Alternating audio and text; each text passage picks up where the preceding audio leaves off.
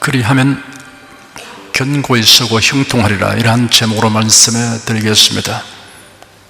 인류 역사가 시작된 이래로 이 세상에는 싸움과 전쟁이 그칠 날이 없습니다. 싸움과 전쟁에 대한 이야기를 재배하면 역사책은 표지밖에 남지 않을 것입니다.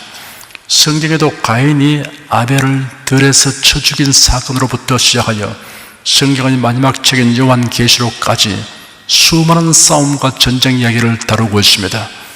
아담의 범죄로 인하여 죄성을 가지고 태어나게 된 인간은 평화를 원하는 한편 싸움을 즐기는 이중성을 지니고 있습니다. 자신이 직접 싸우는 일은 없기를 바라면서도 다른 사람이 싸우는 것은 구경거리로 삼습니다.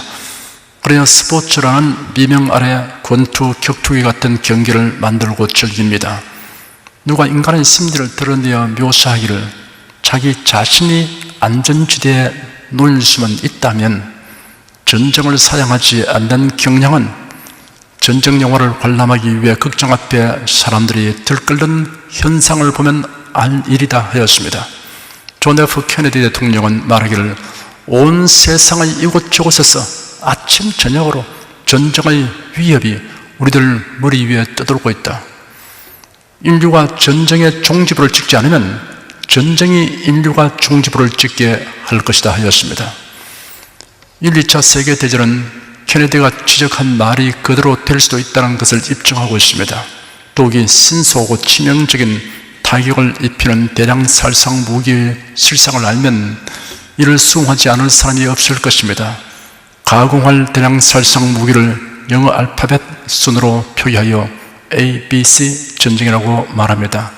아토믹 워페어, 원자력을 사용한 핵전쟁, 바이올리지컬 워페어, 세균을 사용하는 생물전쟁, 케미컬 워페어, 독가스 다이를 사용하는 화학전쟁입니다.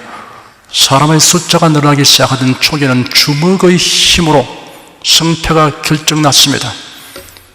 부족사회로 발전되면서는 싸움에 동원되는 사람의 숫자가 승패를 좌우하였습니다.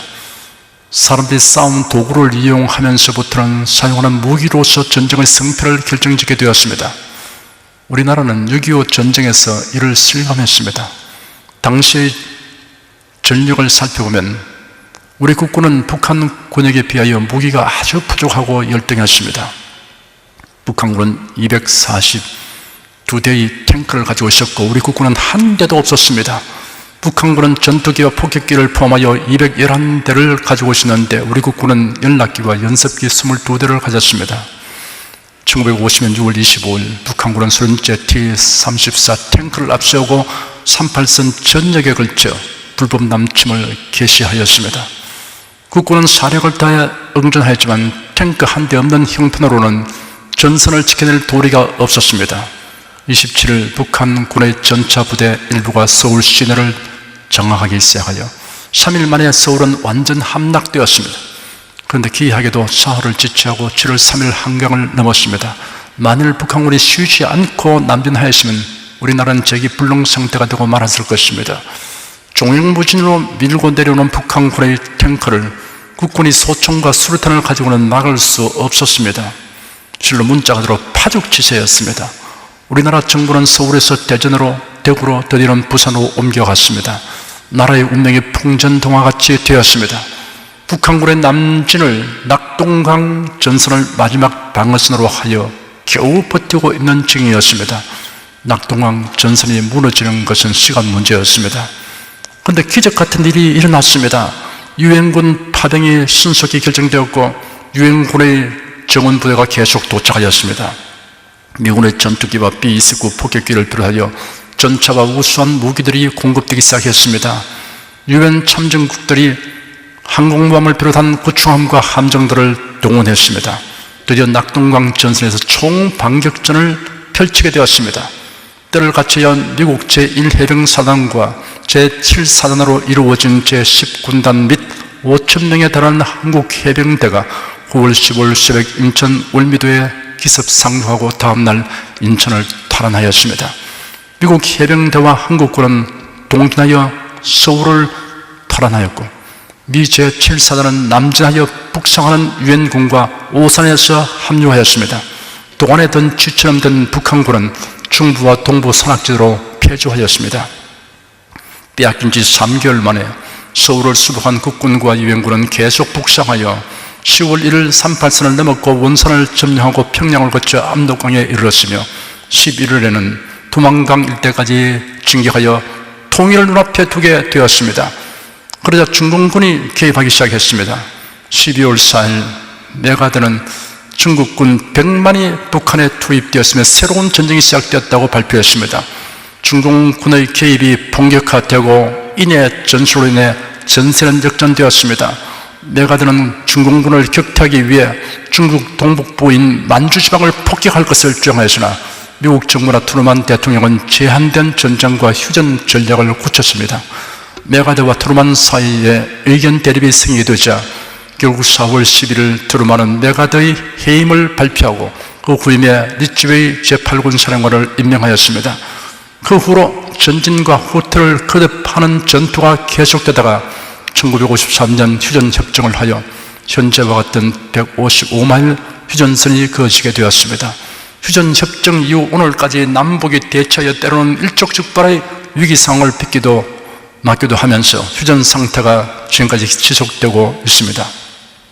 우리 정부와 국민은 평화 통일을 위하여 인내심을 가지고 다방면으로 노력해 오고 있지만 북한은 적화 통일을 위하여 수없이 휴전협정 위반을 하면서 도발과 협박의 도를 높여가고 있습니다. 우리 정부와 국민이 북한의 경제적인 곤란을 도우려고 제공한 막대한 물자와 달러를 가지고 오히려 무력을 증강하고 심지어 핵폭탄과 미사일 개발에 박차를 가했습니다. 북한을 더 적극적으로 도왔지만 북한 당국이 감동을 받았어 핵무기 개발을 중단하고 적화 야욕을 부리게 될 것을 기대하는 것은 더없이 어리석은 생각입니다. 연목구호입니다. 나무에 올라 물고기를 구하는 것입니다. 핵폭탄 개발만으로는 위협이 되는 것이 아닙니다. 공격하려는 목표 지점으로 핵폭탄을 실어 보내는 수단이 있어야 합니다. 그런 수단으로는 전략 핵폭격기, 대륙간 탄도미사일, 잠수함 발사 탄도미사일이 필요합니다. 아울러 핵폭탄 소형화 기술이 있어야 합니다. 현재 북한은 대륙간 탄도미사일, 잠수함 발사 탄도미사일 발사 실험에 성공하였습니다.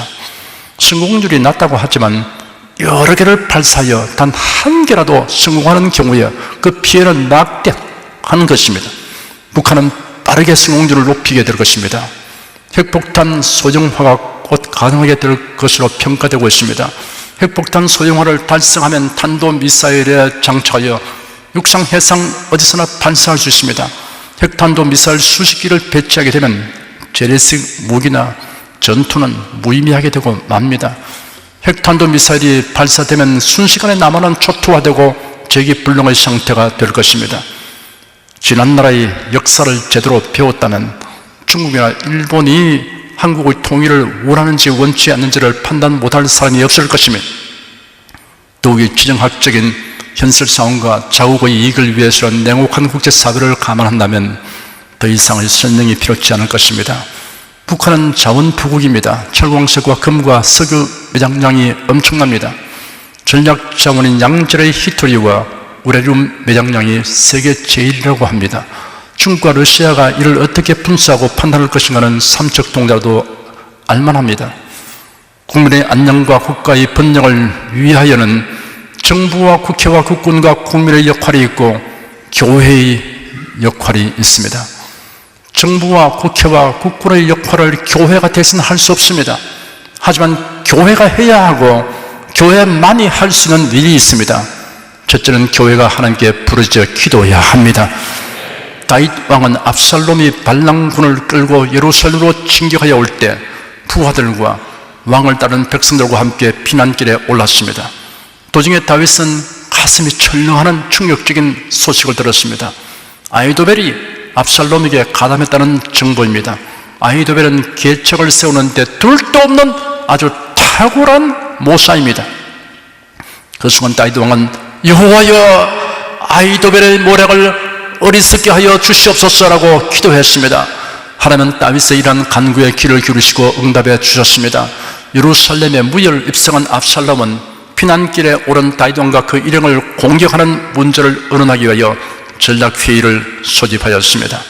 탁월한 모사 아히도벨이 계책을 제시하였습니다. 아히도벨은 자기에게 군사 12,000명을 맡겼지만 다윗 왕의 일행을 곧장 추격하여 속전속결을 하겠다고 하였습니다. 다윗을 따르는 자들은 소수의 경호 부대와 용사들을 위하는 무장하지 아니한 오합지졸인 백성들이고 피난하느라고 밤에는 곤비한 상태에 있을 것을 감하여 이 밤에 습격해야 합니다. 압살롬의 정예 부대가 그들을 엄습하면 혼비백산하여 흩어질 것이고 다윗 왕만 쳐 죽이면 그 추종자들은 모두 압살롬에게로 돌아올 것입니다 라고 말했습니다. 압살롬과 모든 신하들은 아히도벨의 계책에 동의하였습니다.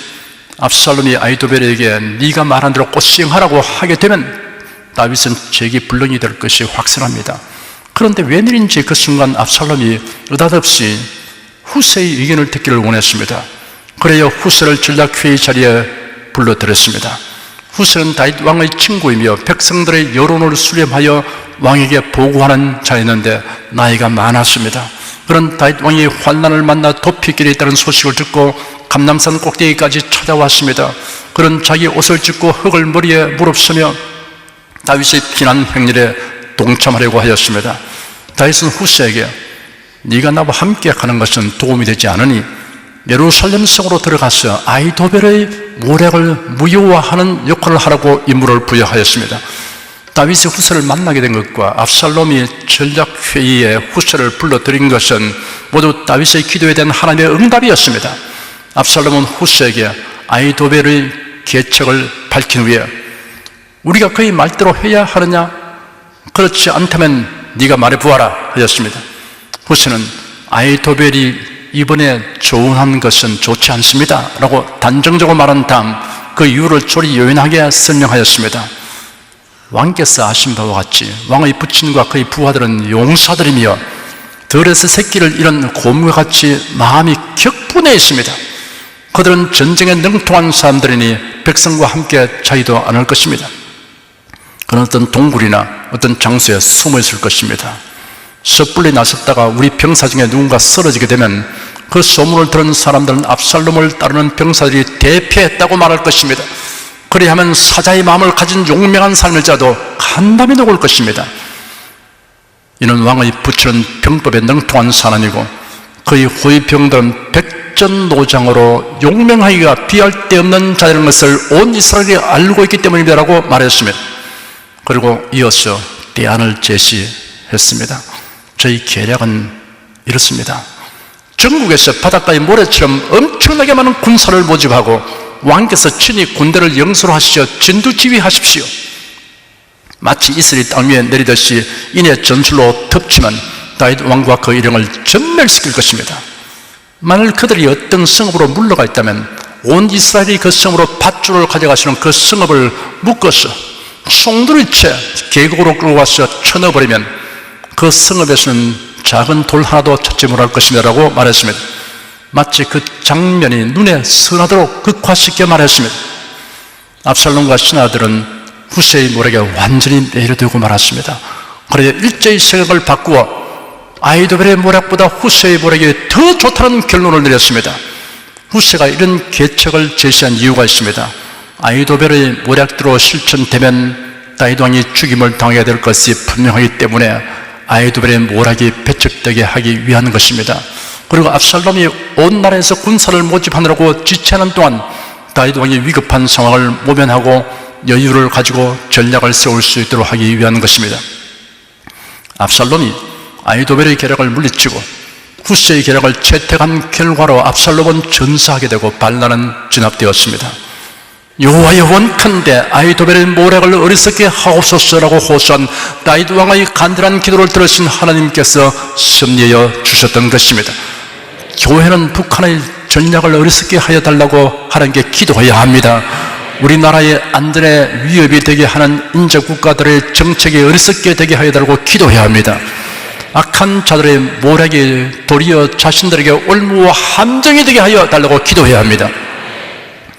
여호사밧 왕이 유다 나라를 통치할 당시에 모압과 암몬과 마온 그리고 에돔이 연합하여 유다 나라를 침공하였습니다.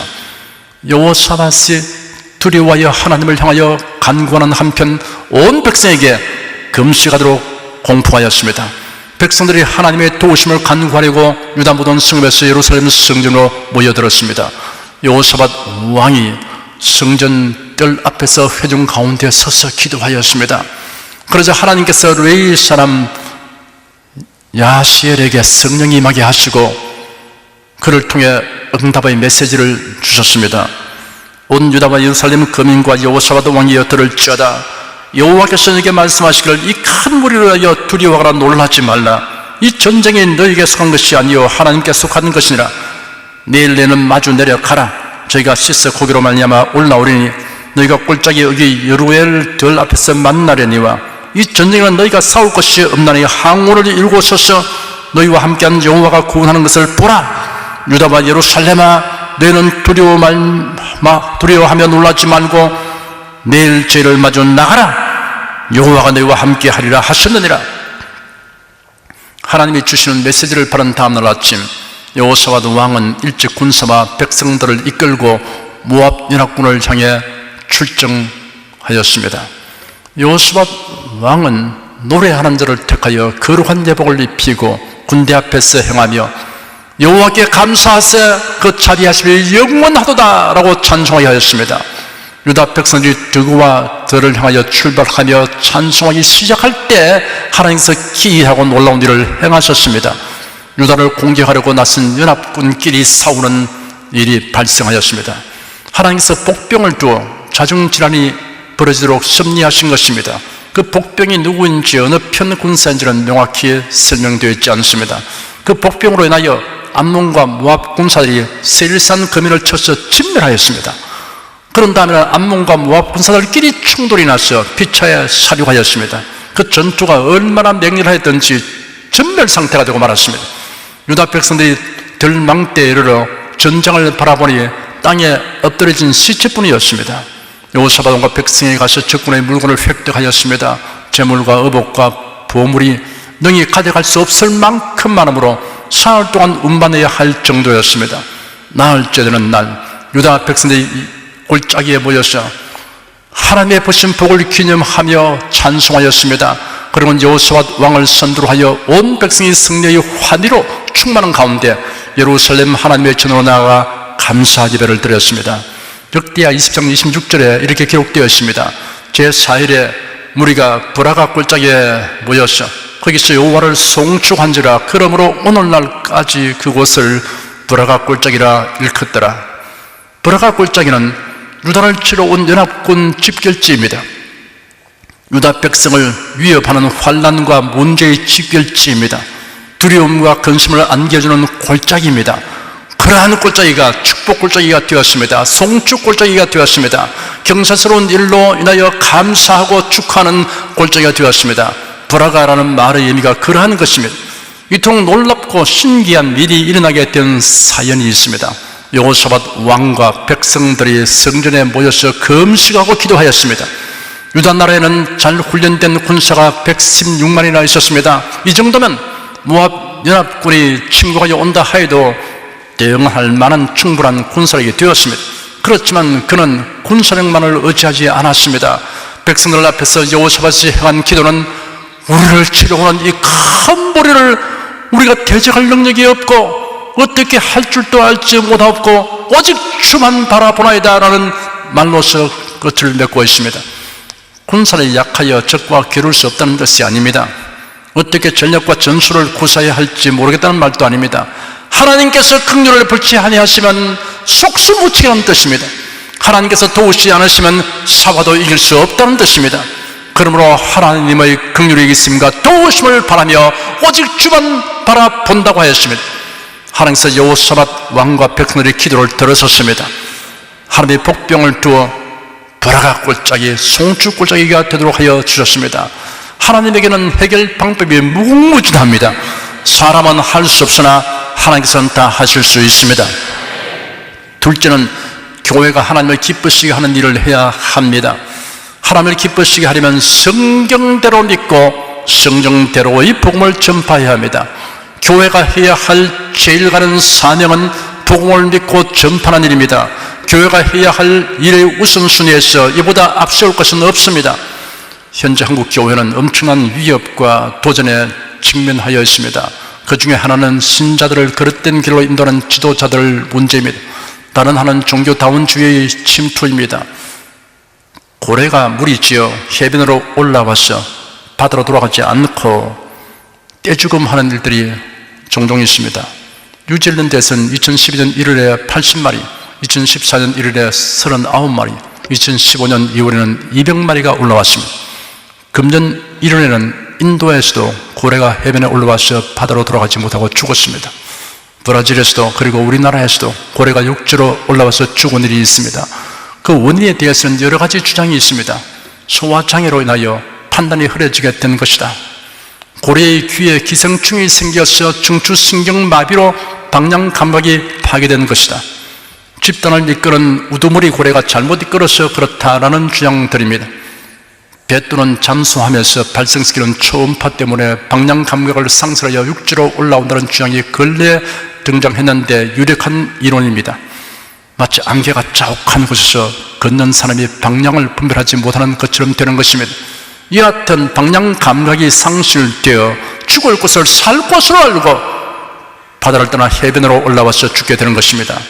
교회의 지도자와 교인들에게 방향 감각을 상실하게 하는 것이 있습니다. 성경관과 기독관이 성경에서 빗나간 신학 사상과 교리입니다. 개성, 자율성, 대중성을 중시하고 다문화 다양성을 표방하는 포스트 모더니즘의 경향이 정치, 산업, 예술뿐 아니라 기독교회도 조수처럼 밀려들고 있습니다. 그래야 객관적 기준, 절대적 권위가 배격되고 제멋대로 행하는 것을 미덕으로 이기는 시대가 되었습니다. 다원주의, 무원칙의 주관주의가 유행병처럼 번지고 있습니다. 하나님을 기쁘시게 하려고 하기보다 사람을 기쁘게 하려고 합니다. 복음의 본질에서 벗어나더라도 대중의 호응과 지지를 받기를 더 원합니다. 복음을 왜곡하고 신자들을 교란하는 지도자들로 인하여 굳세지 못한 자들이 방향 감각을 잃고 복음을 떠나 왜곡된 복음을 쫓고 있습니다. 죽을 길을 살 길이라고 우기며 그리로 가고 있습니다. 오늘 교회는 자기 정체성을 잃어버린 지도자와 신자들이 늘어나고 있습니다. 사실을 말하자면 위장되고 포장되었던 본래의 정체가 드러난 것이라고 판단하는 것이 맞습니다. 이제는 성경에서 일탈한 말과 행동을 하면 교단에서 문제를 삼고 교계의 지탄을 받고 설 자리가 없었습니다. 지금은 도리어 이를 꾸짖는 사람이 설 자리가 좁아지고 있습니다. 원칙주의자, 융통성 없는 사람, 시대의 흐름에 뒤떨어진 사람으로 취급받습니다. 갈라디아서 1장 6절과 7절에 기록되기를 그리스도의 은혜로 너희를 부르신 이를 이같이 속히 떠나 다른 복음 쫓는 것을 내가 이상히 여기노라. 다른 복음은 없나니 다만 어떤 사람들이 너희를 요란케 하여 그리스도의 복음을 변하려 함이라 하였습니다. 여기서 말하고자 하는 요지는 복음이라고 불리는 것이 여럿이 있을지라도 진정한 복음은 단 하나밖에 없다는 것입니다. 다원주의적인 구원론을 철저하고 완전하게 차단하고 있습니다. 변질된 복음은 다른 복음입니다. 사실은 복음이 아닙니다. 성경대로의 복음만이 복음입니다. 애국가에 남산 위에 저 소나무 철갑을 두른 듯 바람소리 불변하니 우리 기상일세라는 가사가 있습니다. 솔씨가 바위틈에 떨어져 뿌리를 내리면 그 뿌리가 파이를 쪼개며 흙을 찾아 뻗어나가면서 소나무가 자랍니다. 눈소리 내리는 무풍선도 견디며 푸르름을 잃지 않습니다. 여름의 폭염과 폭풍도 넉넉히 이겨냅니다. 이처럼 강인한 소나무를 고사시키는 것이 있습니다. 송충이입니다. 송충이가 소리풀 칼과 먹으면 고사하게 됩니다. 또 다른 무슨 해충이 있습니다. 소나무 재선충입니다. 소나무 재선충은 솔수염 하늘수에 기생하다가 그 성충이 소나무를 갉아 먹을 때 나무에 침입하여 고사시킵니다. 재선충은 매개충의 다리에 붙어 이동합니다. 그 크기는 1mm 미만이지만 소나무 조직 내에서 한 상이 20일 내에 20만 마리 이상으로 증식하며 재선충에 감염된 소나무는 1년 이내에 100% 고사합니다. 그래서 일명 소나무 에이즈라고 불립니다. 발생국은 일본, 대만, 중국, 미국, 포르투갈 9개국입니다. 대만은 소나무가 전멸하였습니다. 일본도 거의 그런 상태입니다. 방제에 성공한 나라가 아직은 없습니다. 우리나라는 1988년 부산 금정산에서 처음 피해가 발생한 후 산림청의 노력으로 2005년 이후 소강 상태로 접어들었습니다.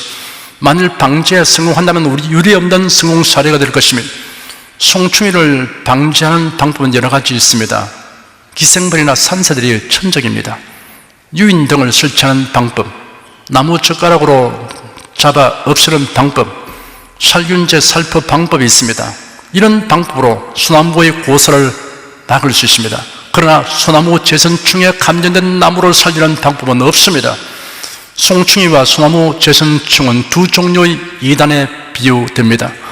자신이 메시아다, 하나님이다, 보혜사다, 혹은 자기 집단에 들어와야 14만 4천 명에 속하여 구원받는다는 등의 말로 미혹하는 이단들은 송충이 같은 것입니다. 두드러지게 드러나기 때문에 대처하기가 비교적 용이합니다. 종교다원주의, 혼합주의로 접근하면서 이중언어를 사용하고 이중행위를 하는 이단들은 소나무 재선충 같습니다. 이들에 대해서는 방심하기 쉽습니다. 그러나 감염되면 치명적입니다. 교회는 이런 사상을 옮기는 내계충인 솔수염, 하늘소 같은 존재들의 정체를 밝히려며 단호하게 대처하는 방제 작업을 계속해야 합니다. 저에게 이런 질문을 하는 분들이 있습니다. 조 목사님, 서구 교회들이 이미 변질되었고 우리나라도 굴지의 대교회들과 다수의 언론들이 종교다원주의를 만연시키고 있는데 조 목사님이 이런 세계적인 추세를 막으려고 하는 일에 과연 성공할 수 있을까요? 그 질문에 대해 이렇게 대답합니다. 저는 성공하려고 하는 것이 아니라 성공의 바탕에서 일하고 있습니다. 일의 성과가 아니라 성경 말씀대로 생각하고 말하고 행동하는 것 자체가 성공이며 하나님께서 기뻐하시는 뜻을 쫓아 행동하는 것 자체가 성공이기 때문입니다. 우리 정부와 국민들은 남북 관계를 개선해 보려고 부단히 노력해 왔습니다. 그런데도 국가 안보는 날이 갈수록 더 불안한 상황으로 치닫고 있습니다. 호전적인 북한 당국, 언제 어떻게 돌발적인 행동을 할지도 모르는 김정은을 비롯한 북한 지도자들, 그리고 한반도를 중심으로 이해관계를 달리하는 강대국들의 각촉으로 인해 우리나라의 안보 문제 해결 방법은 누구도 장담할 수 없는 난제입니다. 그러나 우리가 희망을 가진 이유가 있습니다. 첫째, 성도들은 평화통일, 복음에 의한 통일을 위해 골방에서, 교회당에서, 성도들이 모이는 모든 성회에서 남북분단의 그날부터 지금까지 일심으로 기도하고 있습니다. 북한은 지난 70년간 기독교의 말살정책을 철저하게 시행하였으나 아직도 지하교회가 존재하고 있습니다. 순교당한 북한 성도들의 피가 하나님께 호소하고 있습니다. 지금도 순교를 각오하고 믿음을 지키며 숨죽여 눈물의 기도를 드리는 성도들이 있습니다. 하나님께서 어찌 이를 간과하시겠습니까? 둘째, 2000년 기독교 역사에서 우리나라의 교회 역사는 매우 일천합니다. 그러나 복음이 우리나라에 전파된 그날부터 오늘까지 온 세계 교회가 괄목하는 엄청난 부흥을 하였습니다. 현재는 미국 다음으로 선교사를 많이 파송하고 있습니다. 다만 우리가 유념하고 힘써야 할 것이 있습니다. 그릇된 신약 사상과 종교 다문화 사상의 파급으로 인하여 교회가 방향 감각과 정체성을 상실하게 되는 일이 없도록 하는 일입니다. 병아리가 나가버린, 껍질을 뿌린 달걀처럼 예수 그리스도만을 구주로 믿는 신앙은 사라지고 건물과 조직과 형식만 남은 교회, 나무의 속은 재선충이 다 먹어버리고 형태만 남은 소나무 같은 교회가 되지 않도록 하는 일입니다. 사랑하는 성도 여러분, 그리스도인들은 구국 일념으로 국가 안보를 위해 일치당일하는데 국민들이 본이 됩시다. 그리고 하나님께서 돌보아 주기를 믿음으로 간구하며 성경대로 믿고 예수의 복음을 전파하는 일을 함으로 하나님을 기쁘시게 합시다. 하나님께서 이러한 교회를 견고히 서게 하시고 형통하게 하여 주십니다. 사랑하는 성도 여러분은 모두 복음의 물결이 북한을 뒤덮게 된 것을 보게 되고 큰 소리로 하나님을 찬양하는 브라가 골짜기에서의 기쁨을 맛보게 되기를 축원합니다.